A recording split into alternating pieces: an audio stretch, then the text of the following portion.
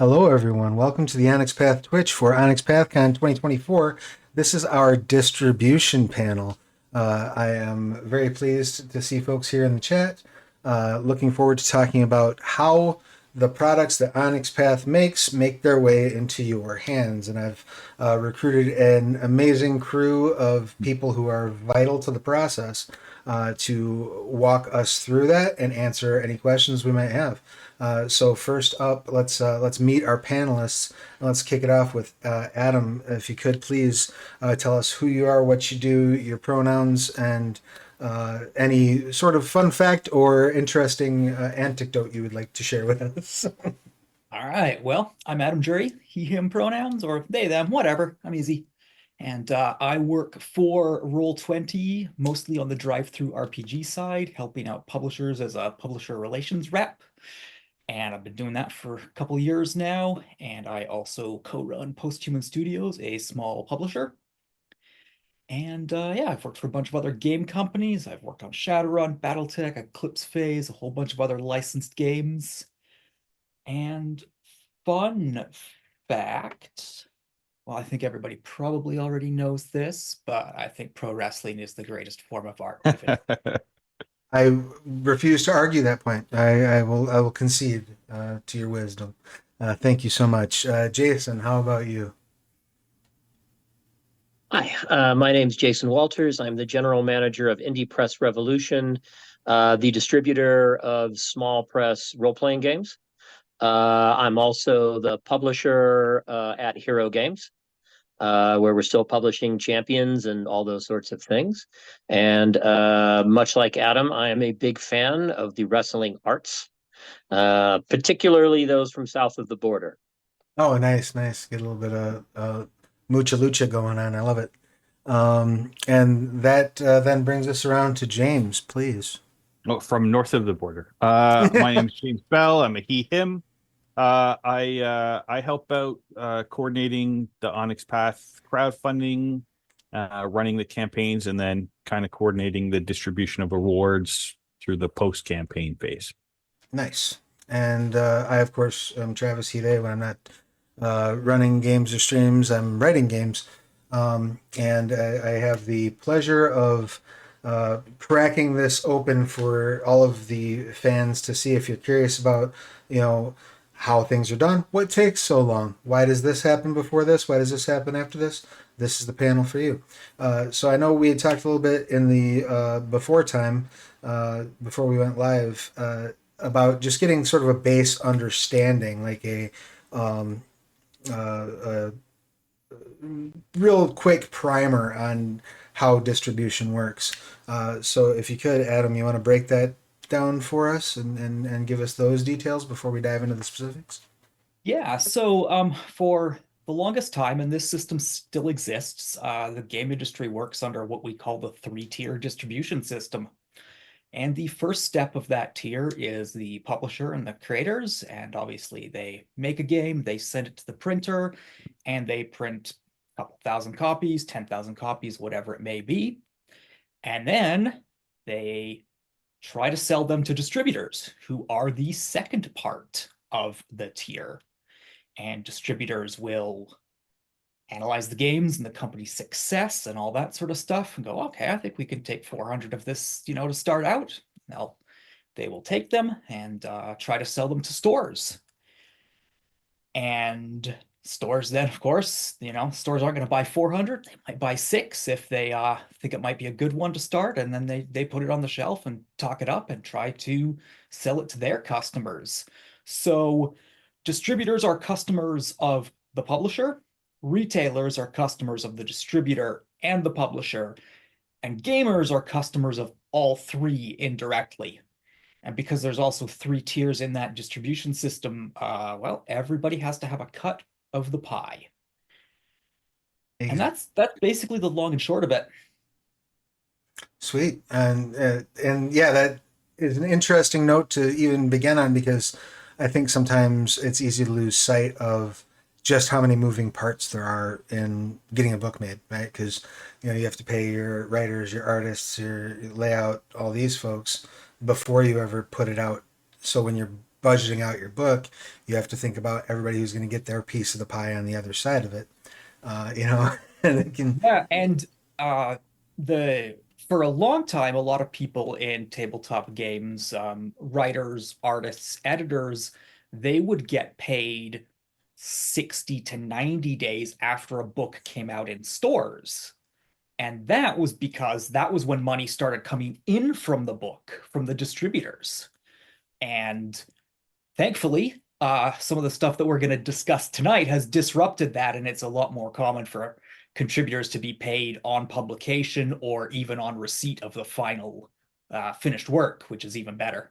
Absolutely. Yeah. And speaking of someone in the industry benefiting from that change, I'm glad to see to see Right. it have arrived. And I don't think it's I don't think it's inaccurate to say that crowdfunding has had a large impact on that aspect of the business. And particularly on the way Onyx Path gets books into folks' hands. So, James, if you don't mind, can you kind of break down for us uh, your section of responsibility? Like what you are a crowdfunding concierge, but what all does that entail? What is it that it entails? What? Right. Uh, so yeah, I get to coordinate stuff for Onyx Path, which really is just the person who's going to wrangle cats, while the people who create the games and do all the amazing work and awesomeness, and there's so much stuff in the pipeline. I'm just the middleman, or the guy that gets to talk to backers and people fun. Anyway, what happens is Rich comes to me and he says, "Here's the next thing we want to crowdfund." They And that happens typically once the manuscript has been completed, at least for Onyx Path, and with projects over the last 5 years anyway. And then I get in touch with everybody and start pulling all the pieces together. Mostly Mike Cheney, who does all the art direction and artwork. He and I, you know, well, basically, I give him a list of here's all the graphics I think we need, and then he gives me the graphics that he wants to give me, and I'm like, yeah, that's better than what I thought. And then I get in touch with whatever developer has the manuscript, because we share the manuscript over the course of a Kickstarter campaign. And then Rich sets up the Kickstarter or crowdfunder on BackerKid or Indiegogo.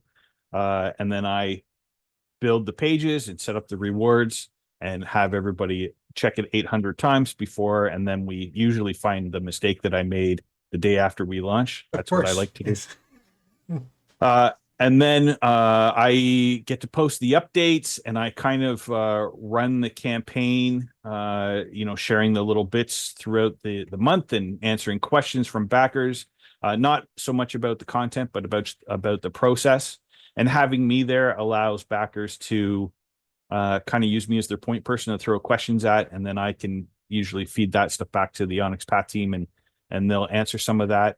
And then once the campaign's done, I get to I read the Monday notes, same as everybody, and that Rich posts every week about where the projects are. And then each month I summarize that for the backers. Eventually, a PDF for the backers becomes available, and I get to help with the distribution of those rewards. At some point, the hardcover comes available, and I get to help coordinate the distribution of that. But yeah, I'm mostly just a person that is there so everybody can send me an email, and then I can send it to whoever needs to work on the next part. Cool. And it's interesting in that process that you laid out. So you're kind of touching on both the Roll20 Drive-Through RPG side and on the Indie Press Revolution side throughout the process of what it is that you're doing, right? So and your work has a fairly long tail on it. You're still working on a crowdfunder until all the rewards are distributed. Is that yes accurate? and as far as drive through and indie press, I mostly I get to talk to the Onyx Path team, who then does all that. Fair enough. But yeah, it's we set our projected dates and when stuff comes out, and Onyx Path doesn't really they're big about not releasing the game until it's ready to be released. But yeah, the main reward comes first, and then we often have a bunch of stretch goals and other projects that can take time. And until the final one goes out, I make sure that backers get updates and know what's going on, and get to do all that fun stuff. And generally speaking, those stretch goals are delivered through drive-through in, Yes. in terms of books. Sometimes Yeah. we'll have other things that are like, apparel or, pins, bags, things like that. But in terms of the books, those are generally delivered through drive-through RPG. So let's shift gears real quick then and speak with Adam a bit. Can you speak to how the process works on your end, particularly, Onyx Path? I know when we put out books, we will usually do an advanced PDF and then collect errata and then do a POD. Now, if those books are stretch goals, that all happens internally with the backers. Please correct me if I'm wrong on that, James.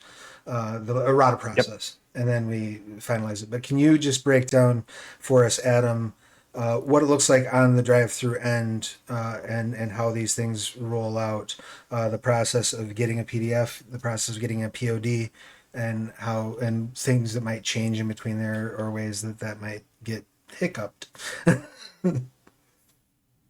Yeah, sure, absolutely. So there's a few different ways. First of all, that different companies run their Kickstarter campaigns. Some of them will charge their customers the full price of the book right away, and then the company covers printing and shipping the book to them, even if they're going through our print-on-demand service at drive-through. Other companies do, they charge less on the Kickstarter for the book, but then instead of just shipping the book to the backers, they'll give the backer an at-cost print coupon. So the backer will then pay for the print cost of the book and the shipping themselves. And so overall, the amount of money that the backer spends is roughly the same on each one, but less of it passes through the publisher on the coupon one, and the publisher doesn't have as much risk there because they are, if they get 50 people buying the print book or 500, it's all the same to them. So they don't have to promise to print 1,000 copies in advance, for example. In terms of like what we handle, first of all, we're always happy. We talk to our publishers, like if they have a campaign coming up and they're like, hey, we're thinking about doing this, or like, is this backer level like the right dollar amount? We can help with that and like let them know maybe you should look at these other campaigns from a similar publisher. And then for each publisher, we send promotional emails for them during their campaign if they want to. And after that, publishers have a couple different ways of filling the books. There's one method is they can make these special discount coupons, which they can distribute to their backers. And sometimes if you just have like one book that you're distributing PDF only to like all your backers, you'll just give them all the code and say, go wild with that. Others will collect a list of your email addresses and they will send you complimentary copies, which will come to your email and you just click and download it right then and there. And both of those, different advantages, different amount of bookkeeping. Either way, there's always going to be people that back your Kickstarter that don't understand what you say or don't read anything you say. And then there's also going to be the ones that like 7 years later, they're like, I didn't download my PDFs for that Kickstarter. And you're just like, have them. I'm not even going to look up if you backed for the right level. Just have these. It's faster. But from my point of view, myself and my other colleagues, we help out the publisher during that. Any questions they have, if they're importing a bunch of addresses to mail things and it goes wrong, we know all the weird bugs that exist in the system and can help them with all of that sort of stuff, make it smooth, estimate print prices, all that kind of thing. And then for the backers, if they have any sort of issues, they can go to our customer support team, and our customer support team is awesome and available 24/7 to help with basically anything. And if the customer support team is like, I think this is on the publisher side of things, then they just forward the ticket to one of us and we handle it. So we're very happy to serve our publishers as a a conduit to making sure that all of their backers have consistent access, basically eternal access, and that it's also in their library with all of their other tabletop stuff from other companies. Awesome. And I definitely can confirm you have an amazing publisher support staff there. They've been, I've had the privilege to work with them in some capacity or another for 20 years. Um, and awesome, awesome people. Yeah, I liked them enough that I wanted to work with them. There you go. I did have a question pop up in the chat that you are probably fairly well equipped to answer, which is, can you explain what print on demand is? What's the process? Oh, What sure, is it? yeah.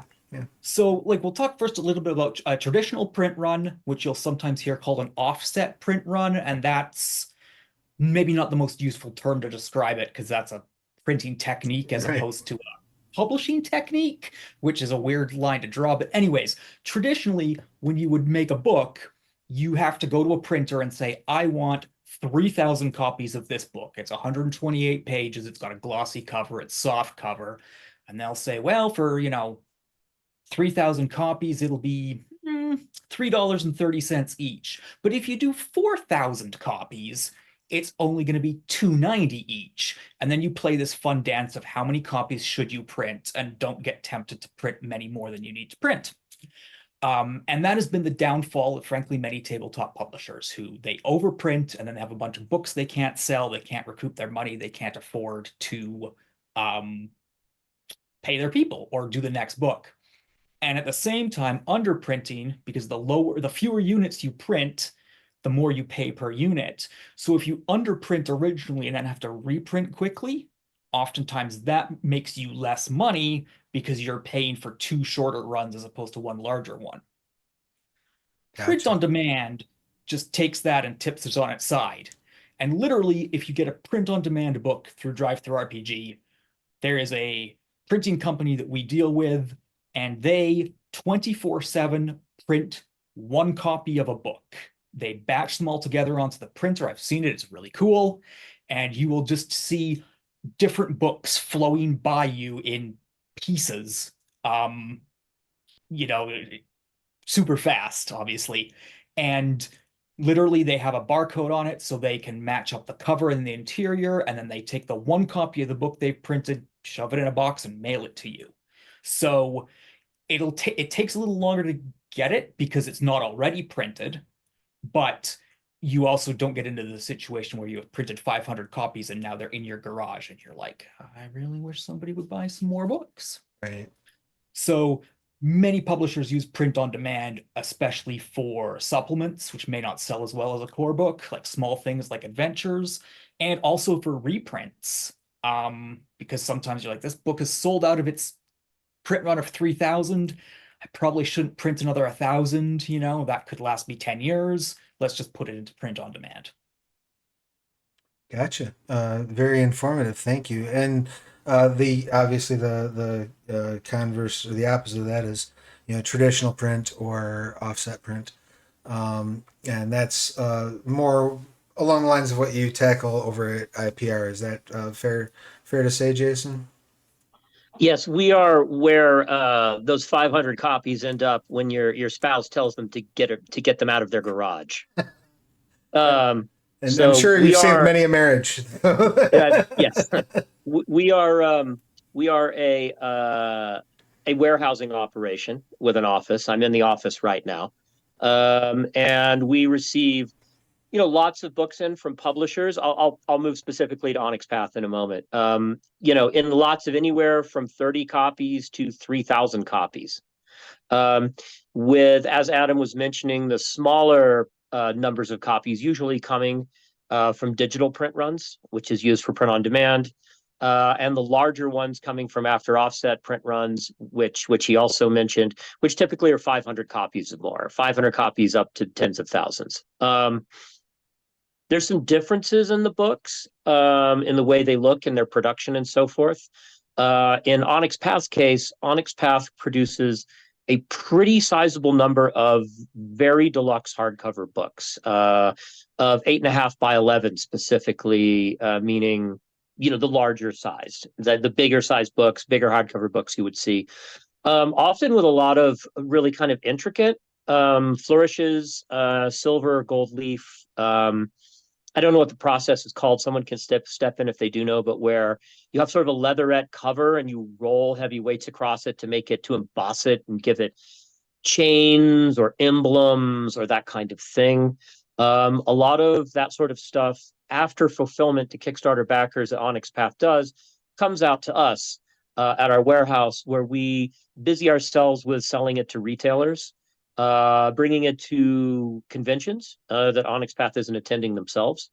Um, and often I find a lot of what I end up doing for Onyx Path is talking directly to overseas customers to see if we can get these deluxe editions to Brazil or Germany or Poland or Israel or South Africa or all over the world in an affordable way. We end up kind of going into our shipping software and trying to figure out, in this individual case, can we get it there at a level they can afford?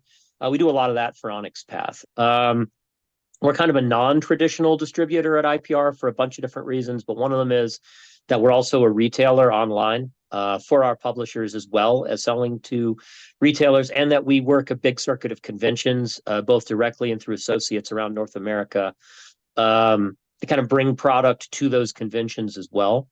And that's kind of it. We are kind of the end of the after offset or large scale printing part of what Onyx Path does. We're where that stuff goes to get out to people, again, directly or through retail or at conventions. Gotcha, cool. And yeah, that was something that I'm glad that you brought up, because honestly, it hadn't even in planning this panel, hadn't even really crossed my mind, is the fact that IPR provides that convention service, which is a huge deal. You know, we haven't attended a con in an official, like we have a booth capacity, quite some time, with the odd exception here and there. But our books, though, are available thanks to IPR making them available at those conventions. So if you're at a con and you're wandering around, look for the IPR booth if you want some of our books, which is again, yeah, super cool and super helpful.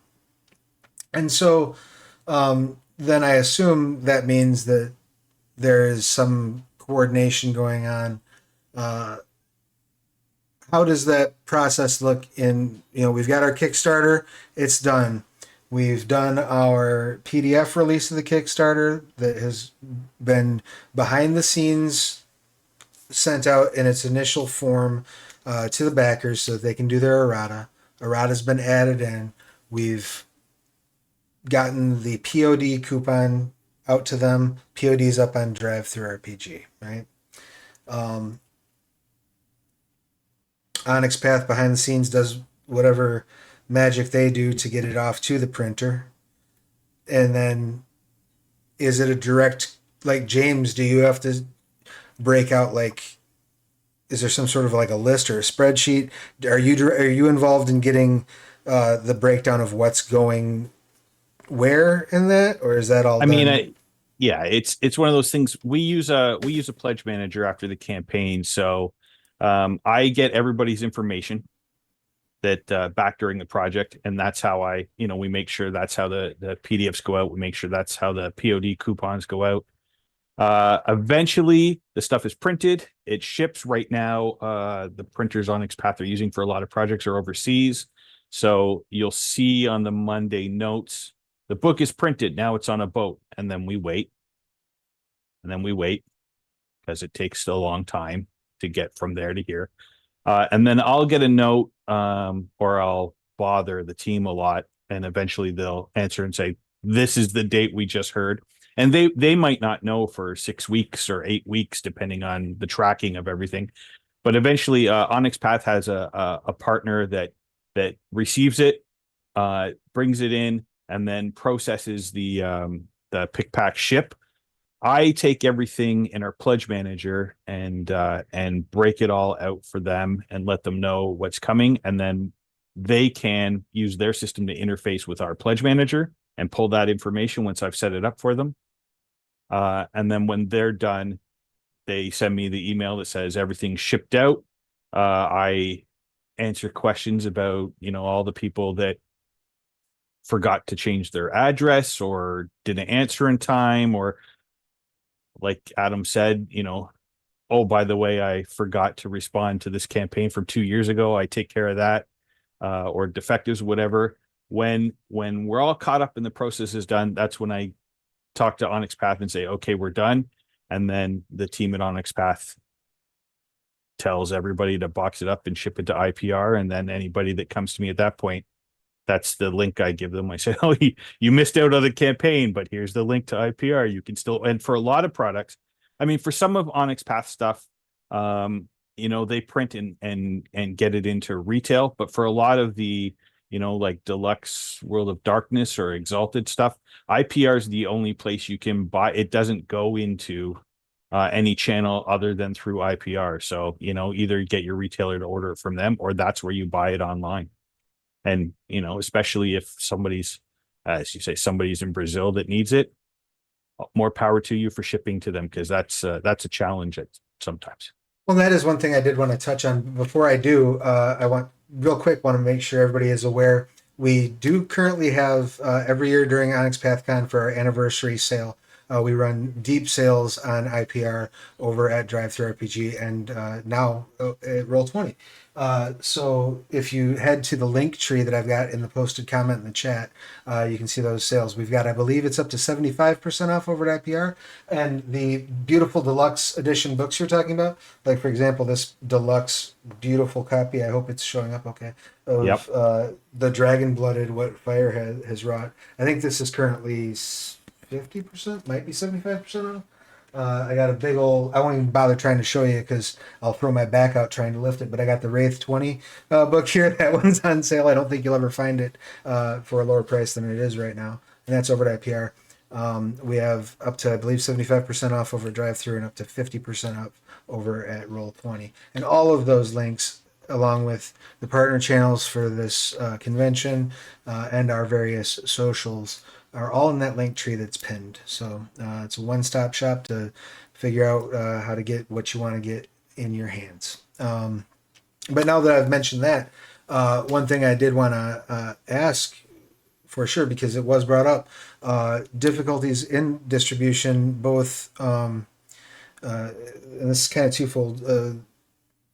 We've mentioned the Global South. And I know that that's somewhere that's notoriously difficult to ship to. So what sort of difficulties do you encounter with that? And what sort of workarounds, if any, exist or are on the horizon for that? Shall I go first, or? By all means, yeah. Yeah. So getting things shipped accurately to people in Latin America is extremely difficult.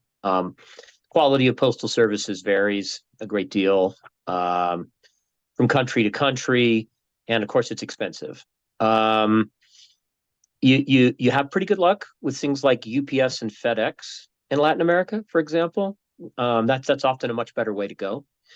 The real challenge, I would say, for distribution right now, and we're kind of rare at IPR in that we're an international distributor, so we sell to retailer stores overseas. Generally what you have is you have sort of United States distributors, and you have Canadian distributors, and United Kingdom distributors, et cetera, and you don't typically get somebody who's willing to work with retailers from other countries to get things there. We do quite a lot of it.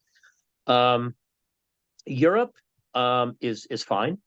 Getting things over there through a freight forwarder, for example, which is a type of warehouse where if I am a retailer, say in Germany, and I want to buy from the United States, and for example, I would have a lot of distributors send things to a freight forwarder, fill up a shipping container, like a 20 to 40-foot shipping container with material for my store, and have it moved all at once, right? So it's pretty common. I would say as far as international goes, shipping to Australia has become exceedingly difficult. Since the beginning of the pandemic, the Australian government has added a lot of additional rules and regulations and, frankly, paperwork to getting anything physical into Australia. That's been a huge hurdle. We've been working with a variety of Australian retailers to try to get through that hurdle and all the associated costs, because it makes everything more expensive for them, which means for any Onyx Path customers in Australia, products are going to get more expensive in the store because it all gets passed along to the customer in the end. That's difficult. Getting things into emerging markets is a particular passion of mine. I wish I had easy answers. It's very case by case. There's a lot of gamers in Southeast Asia, like a lot. There's a big role-playing game subculture in Southeast Asia, and we've had some luck getting books into, say, Thailand and Malaysia. But then there's other countries that aren't welcoming to the printed word. The Philippines comes to mind, where you have a lot of gamers. You have a very active gaming community, but the government itself traditionally doesn't like and has policies that are hostile to the importing of books specifically. So a lot of those people get electronic product naturally, because you would too in their situation. So yeah, does that answer your question? Or It does, yeah. And it brings up two things. First, I wanted to run by Adam. I know, at least I know that at one point, Drive-Thru had a printer that you were working with for PODs in stateside, and a different office that would do them in Europe. Is that accurate? Yeah. Yes. But now we have one more, and it's in Australia. So if you order any print books from Drive-Thru RPG, if you're in Australia or New Zealand, you will get it printed and shipped from Australia, which number one is faster shipping, and number two is cheaper shipping. So it's really a win-win for everyone. And I know we've already seen the number of print books ordered in Australia is already going up, which is good for all of our partners because they're selling more. That's awesome. And I did want to ask about that as well. Now, does having print originating in Australia alleviate any of the challenges with regards to shipping to Latin America, or is it not? Not to Latin America, no. Unfortunately, from my understanding, most of the problems with Latin America are in the postal services in Latin America. Gotcha. And therefore there's no way to circumvent that short of UPS or FedEx, which then you're gonna get into the point where you're probably spending $50 to $70 to send one or two books there. So you can see why some people are not keen on that.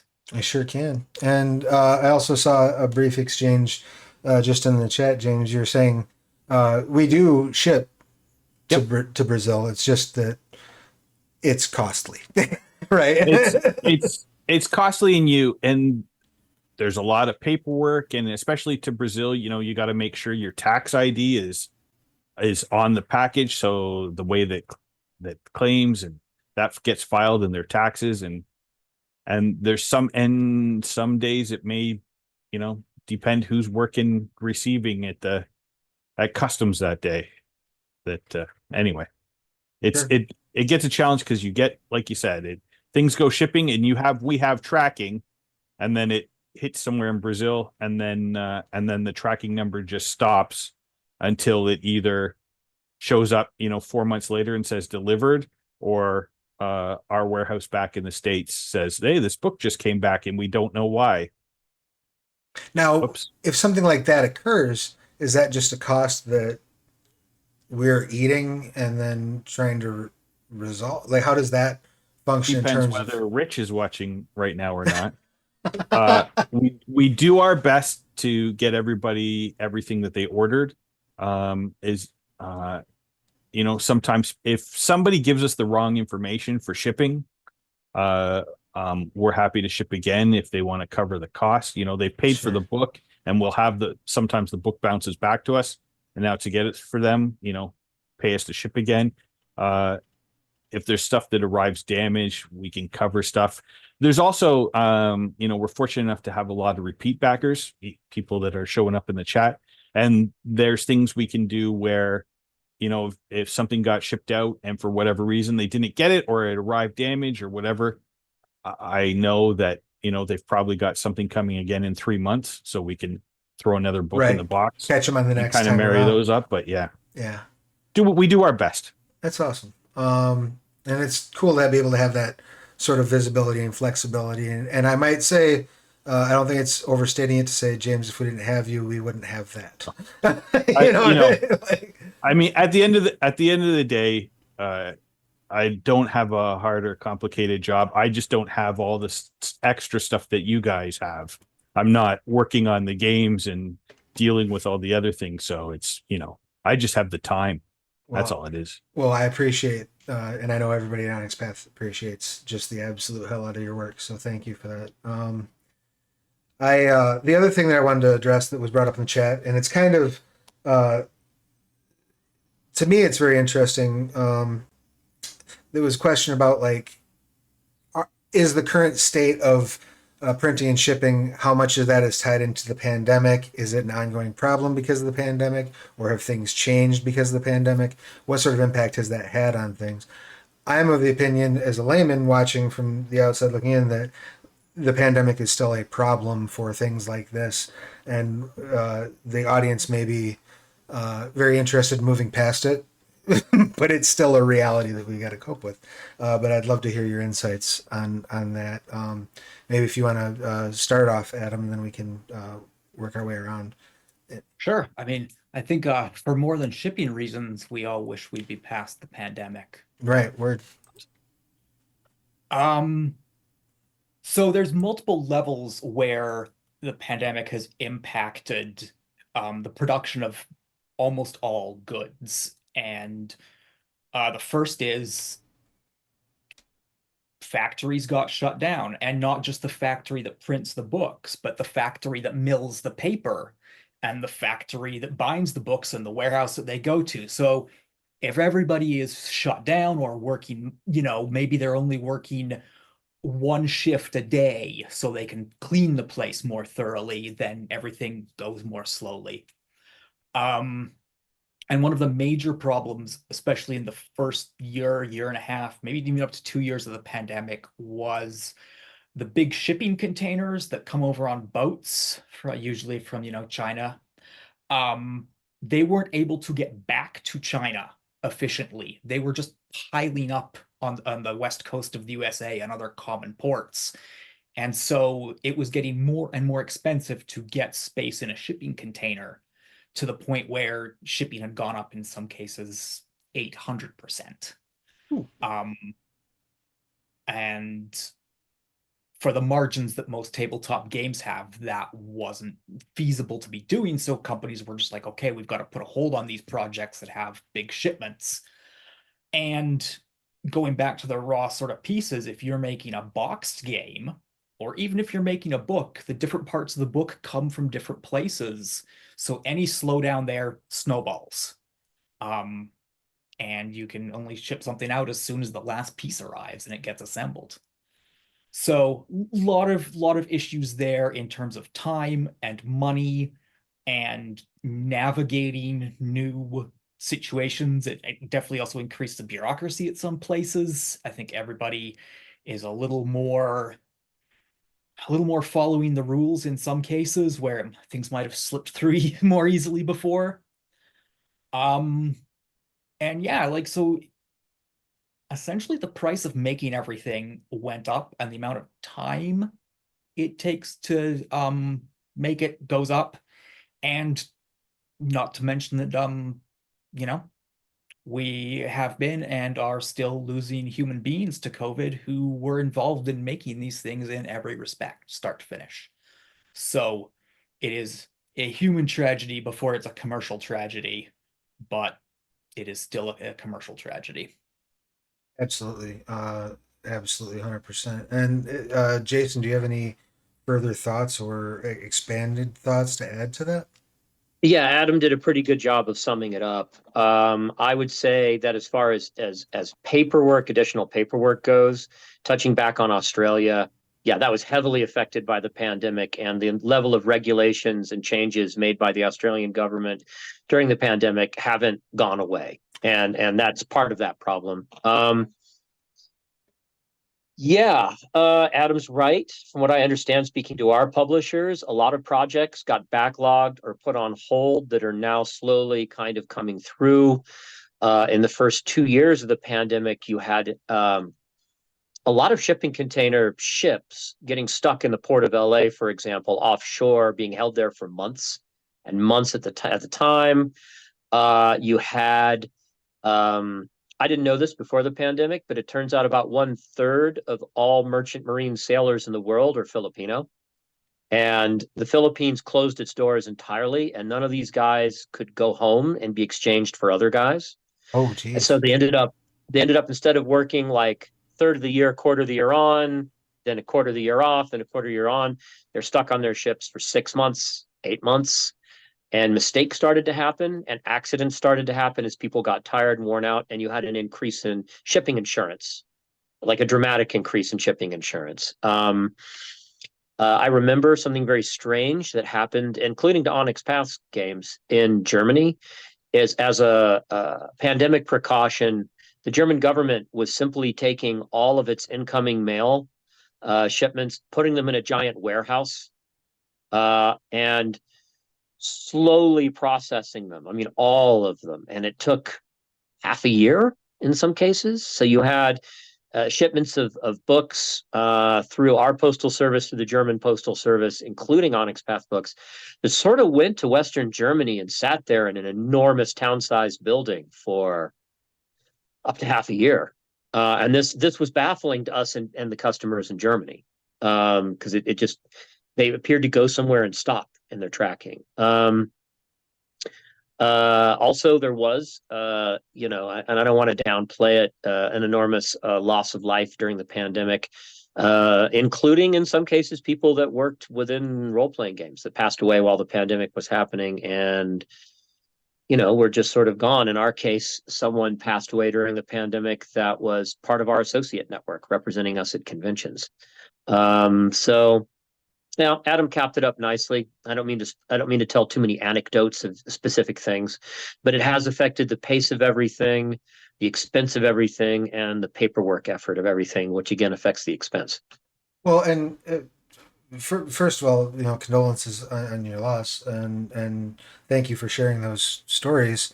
But I think that the specificity of it, especially kind of where we're at now, it's easy to let that specificity fade into a,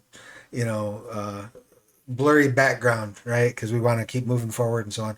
But would it be fair to say that the knock-on effects of this, at the very least, are still ongoing, right? Like even if a factory is now running it 7 days instead of one, they're still playing catch up from when they were running one day a week, right? Like these are ongoing concerns, right?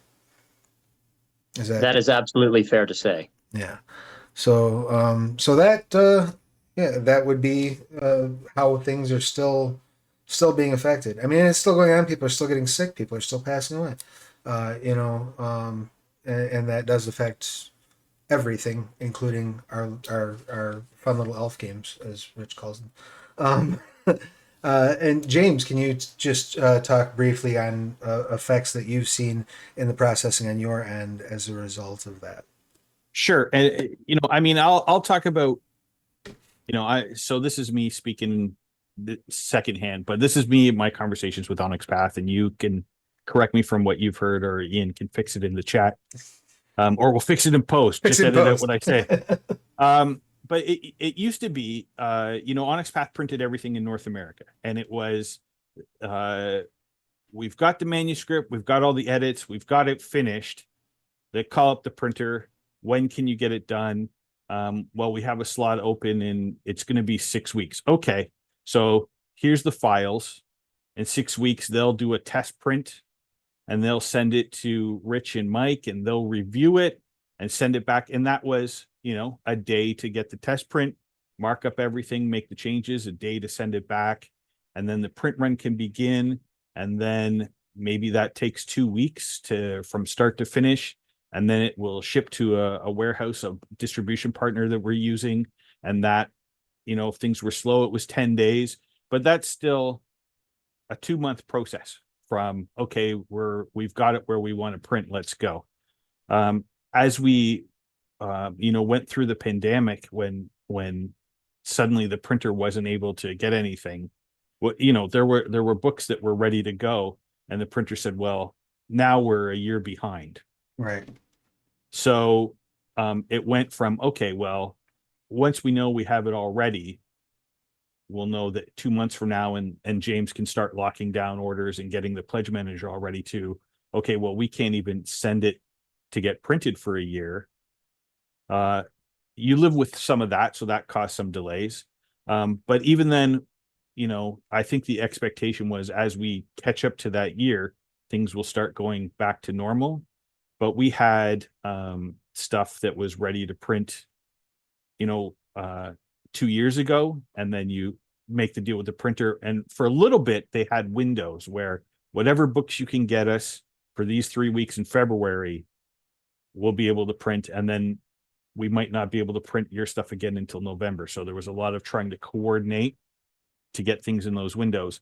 And then it became, okay, tell us what, and again, this is me talking to Onyx Path and them talking to me. So then it became Onyx Path saying, okay, what's our print window for, 2023? And that's when the printer, who they have a 25-year or a 20-year relationship with and have printed all these books and done everything, they said, we're busy for the next 16 months. Like, we can't give you a print window. We're locked. And that's, like Adam said, and everybody said, this is just the backlog and everything else shutting down. And so that's when suddenly you have to find, a broker to figure out an overseas printer or build new relations. And, Rich has been around a long time and knows a lot of people, but it's still one of those things where suddenly now you're using a printer that to send you a test print for your review. Well, that's going to be a 2-week, transit just to get your proofs. And then that'll be a 2-week transit to get back. And then, then it's about scheduling the printing. And then it's 2 months on a boat if we're like, so it's just, Right. It's it's a just delay at every step of yes. the, Yeah, it's not it's a one delay. delay. It's And once you, like I said, with Onyx Path, they work until the project is ready to go. So it's not like there's a hard deadline where, guys, the book has to be ready on February 10th so that we can get it to the printer. If the book's not ready till March, that's when the conversation starts. And so a lot of times, if the printer is like, well, it's going to be 2 months, or suddenly you found out that, and then, you get to other things where the printer, the factory that used to print has no problem doing regular books. But like you said, with all the special edition, the leatherette covers, that's a different warehouse. So now you have to print all the interiors at one place and then ship it to another factory who does the leatherette cover with the rolling and beating it with chains, or, shooting bullets through it, or whatever they've done in the past.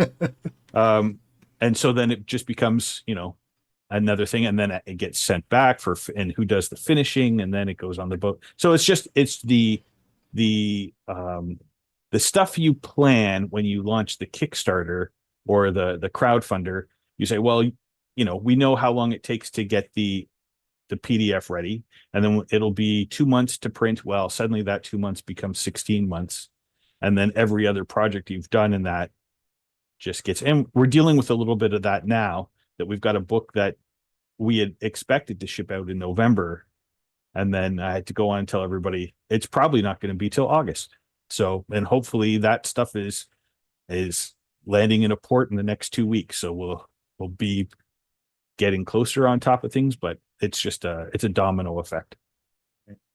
and so many things that are kind of outside of control, and that are contingent on the various relationships and who is at what stage at what point. Thank you all very much for that insight. That's extremely helpful. We've got about 12 minutes left on our panel time. So if there's anyone in the audience that has any questions that we haven't gotten to, please feel free to drop those in the chat now. If you put question in all caps at the beginning, it makes it a little bit easier for me to catch. But the chat's not like on fire, so I'll probably just see your question if you post it. But while we're waiting to see if there's anything that pops up, is there a factoid or piece of information about the business or the process that we've not yet covered yet, that you wanted to make sure that you spotlight? And we'll start with Jason. Yeah, just on an upbeat note, I think that crowdfunding, as a person that works as a distributor, crowdfunding has actually been overall a great boon to distribution and retail because so many projects got done due to the interaction directly between creators, working directly with their backers to get things made. So many things got created that I don't think would have ever been created because of crowdfunding. And in many cases, the people creating them end up with a lot more units than actually their backers need. And these tend to go off to distribution and retail. And it's produced an incredible flowering of creativity and work that's come in through the distribution channels. So while it did disrupt distribution and retail, and I think distribution and retail needed that disruption, it's actually been on the whole quite beneficial. I mean, at least with what we do here, working specifically with very small press role-playing game publishers, it's been a net good all the way around. Well, that is definitely good to hear, and I'm glad to hear that there is that, I guess, upbeat note. I appreciate it.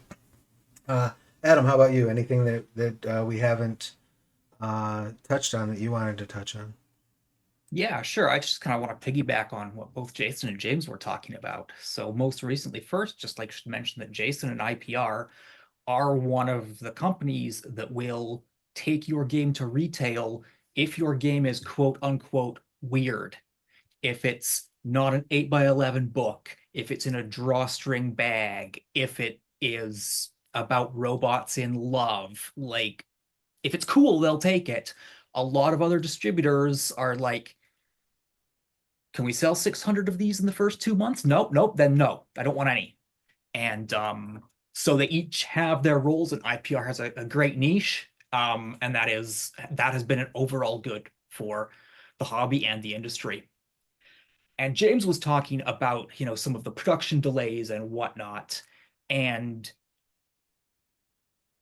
if crowdfunding didn't exist in the state it did right now, those delays would have killed so many more companies because those companies would not have any income coming in for newish projects. They'd be relying on their back stock. And you're also getting in a situation where, for example, if you can't get anything printed for a year and your core book goes out of print, it's very hard to sell your supplements when your core book's out of print. So there would be a cascade effect.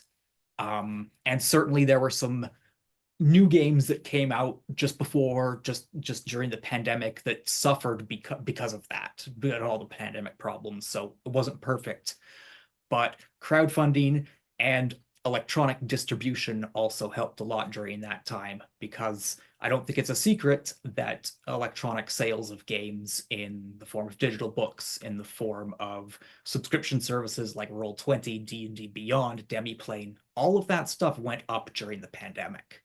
Sure.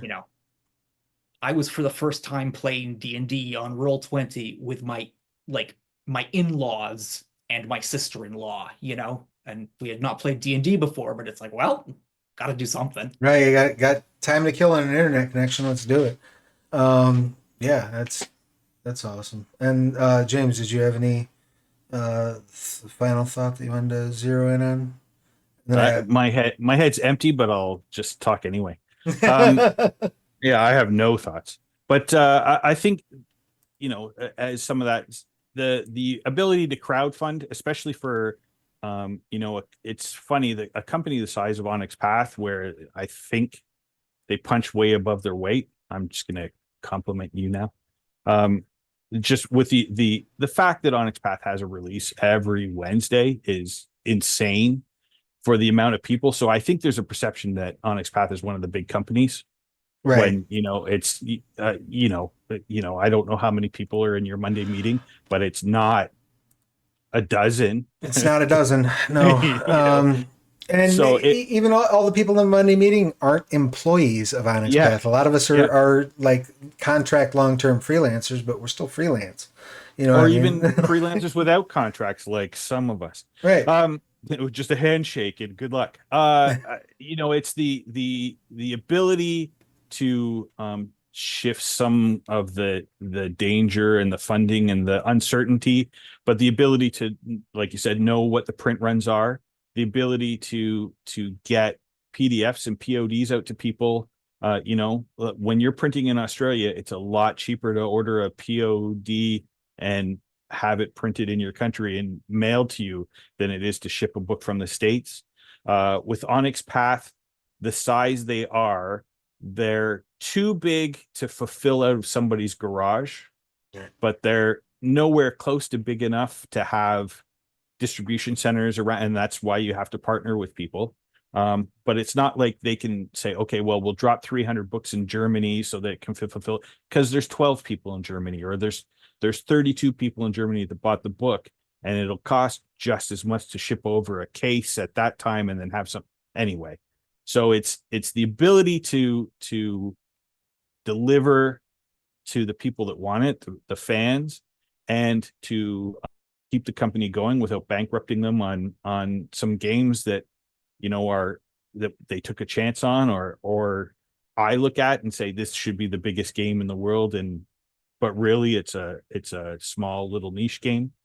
And then the other thing that the crowdfunding is great for is the building the supplements. You find out what the crowd is and how hungry, and Aberrant goes out and does really well, and suddenly there's 3 other books that are available PDF and POD over the course of the next year that got funded through that Kickstarter, or at least came to exist because people are excited about it.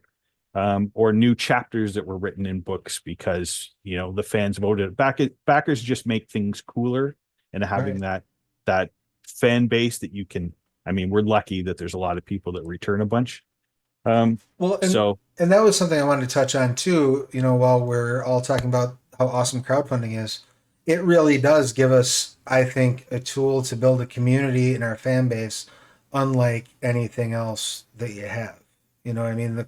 The closest thing I would say is maybe like a Discord or a forum, but even still, though, it's almost like having, I don't know, like especially when you're doing like serial crowdfunding, it's almost like having a little mini virtual con every month or every time you kick one off, because you're seeing the old faces show back up, and maybe they've brought a yes, couple new friends and a couple other people stumble in the door. And so I think it's really cool, um, uh, community building perspective. You know what I mean? If that makes sense. well, Um, the Onyx Path fans have been kind to me, so I'll take it. well, good. And They better. I'll They say better all be. that, as much as I say, it's great to get PD.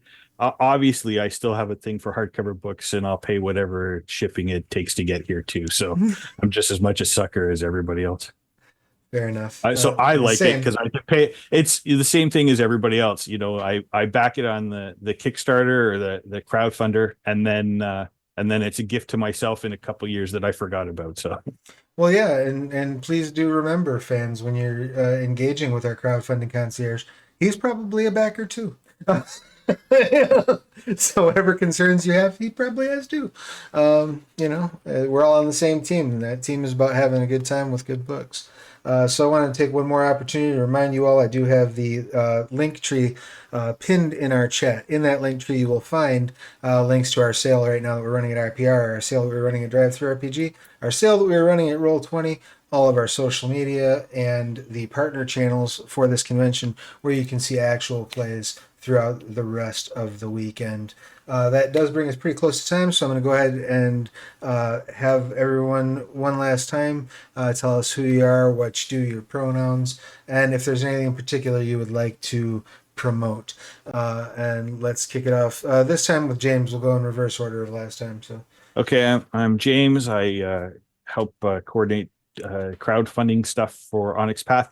But Onyx Path related, there's a Kickstarter campaign on right now for the Badana group that Onyx Path has worked with a lot. A game called Branch Riders. that just started this week. It's a awesome game with an awesome group of people that use tabletop role-playing games for education and therapy. And this is a game that they've been working on for the last 4 or more years, with a lot of Onyx Path people participating in that as well. And it's awesome. Check it out, Branch Riders. Yeah, definitely do. If you look back, I think there's actual plays from 2 cons ago of Branch Riders Yeah. to show Yeah. how long the development tail's been. Jason, how about you? Your pertinence and anything you'd like to promote, please? No, I am Jason from Indie Press Revolution. Please come to our website at indiepressrevolution.com. We constantly have new products, and in fact, we get so many new small press role-playing game books in that we have a person whose entire job is just organizing them physically and tracking them in our warehouse and in our office and everywhere else we store things. Please follow us on social media. Pretty much any social media you like, we're there. And thank you very much. Thank you so much for taking the time to be here. I greatly appreciate you taking time out of your schedule and the insight that you've provided. Thank you. And Adam, how about you?